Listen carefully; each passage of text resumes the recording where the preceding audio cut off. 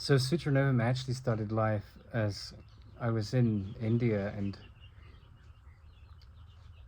there was sort of a meeting point of two worlds in the sense that Western culture had come to India to study with Krishnamurti's teacher TKV Desikachar. And the meeting point of tectonic plates, continents, different cultural perspectives is always a rich um, source of contrast and meaning and reflection. And I remember Desikachar telling this story about Vyasa, who was one of the great sages behind some of the great literature in the Indian philosophical stories, and the Mahabharata, these incredible books that come out of Indian culture.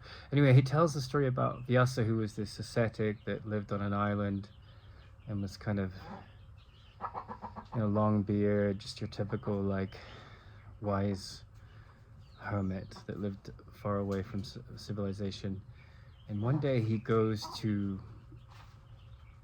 cross the strait from the island to the mainland, and the fisherman that he's used to taking the trip with is sick, and so he goes with the daughter, and the daughter was described as by Desikachar saying he has a fishy smell, but it was more in an Indian accent, like she has a fishy smell. And I think this is the beginning where the Westerners in the audience were just like, this cultural divide, these differences. But the story that he told was like, well, the daughter takes, with the fishy spell, takes this Vyasa on this journey across the river. And literally, he then says, and then when the baby was born, right? So there was no filter. Like, it was just like, obviously they procreated, obviously they had sex, but it was like covered up. And I remember chuckling to myself. I was like, well, you missed a bit there. But because there's no like, how do you have a baby, young man? Trying to teach people basic biology. While you get in a boat and you travel across the river with a lady who's got a fishy smell. That's what you would deduce from the way he told the story. And from that came this idea over time, because I went to Tibet to go to where Krishnamacharya, the father of Desikachar, had studied. And while I was there, this is a lake high up called Manasarova next to to Mount Kailash, which is sort of like Mecca in Hindu philosophy. It's like, it's the seat of it's the home of the Buddhas, and it's the home of the god Shiva and his wife Parvati. And it's a stunning place that I'd really, felt was the crowning glory of my journey to India in a way, because mythologically it's like the Mecca of, like the source of the Ganges is there. The whole seat and the source of life is associated with this beautiful mountain. But as I was coming out of a swim in this lake Manasarova, a little puppy, a Tibetan Mastiff puppy, had appeared, and it was running from about, I just, as far as the eye could see, it was like a good distance away, like a mile away, and it just saw me and it started running, and it was the cutest thing you've ever seen. And as I came out of the lake, I was just felt it was a sign or something, but it was a stunning moment. And he just came up to me and he just lapped up all the affection I could give, and then ran back into the dark grey expanse of the lava desert. And over time I thought, well, if the Course in Miracles is about remembering to laugh, and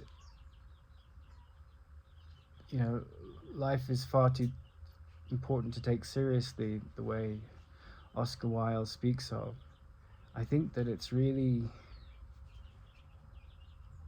valuable to create a narrative around these teachings that brings it down to earth and puts it into a sort of landscape that we can relate to. And I came up with like this fantastic story about a scientist and two dogs. Sorry, I got that wrong. Scientist and one of his student and two students. They're a couple, and they're orbiting a wormhole in a distant galaxy in a parallel universe, and the scientist is at the end of the day has a drink of whiskey or something, and he spills it on this the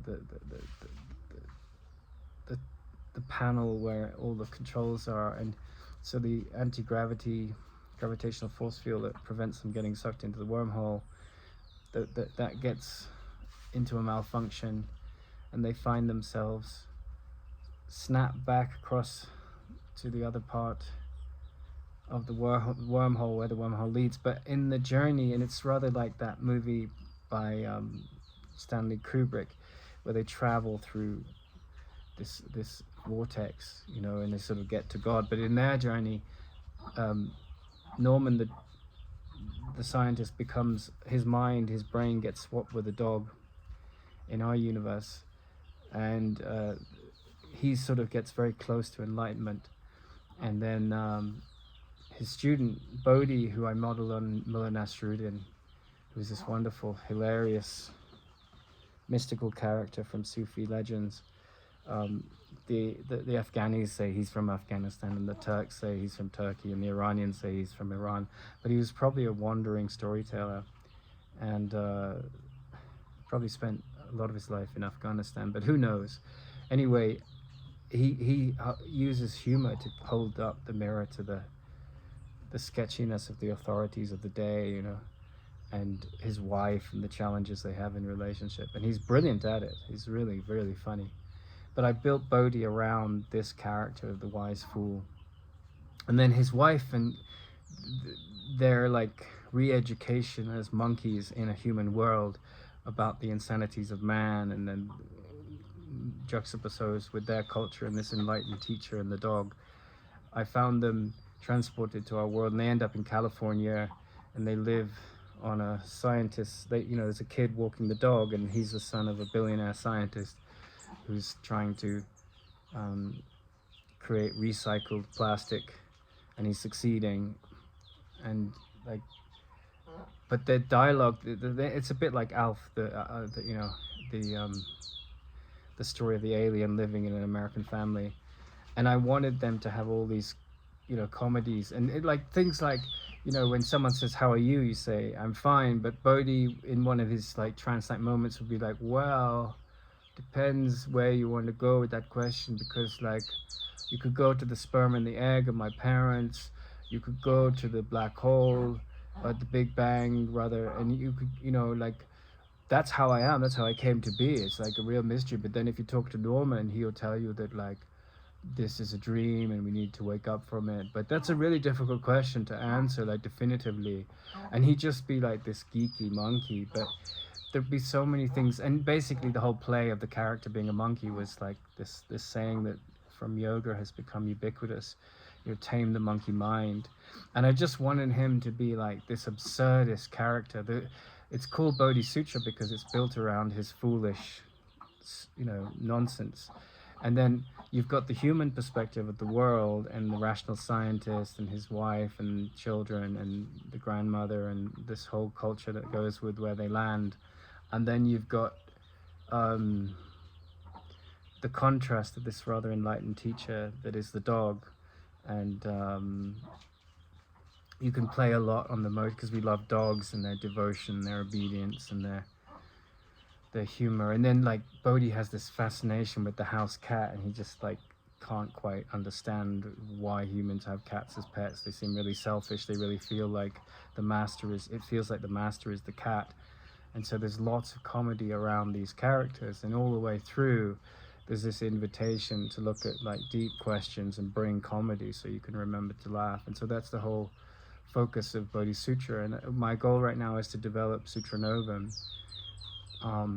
But with time, when there's funding, I would like to go back to this wonderful animation, which is like Seinfeld is basically a sitcom about nothing. But I wanted Bodhisutra to be an animated sitcom about everything that's important through the mundane experience of life, facing death, handling upset, and all the things that metaphysics brings us. But I wanted a comedy about that could be 8 to 80. It could speak to children. It could speak to, and it could be about, you know, these deep challenges that we face as a species.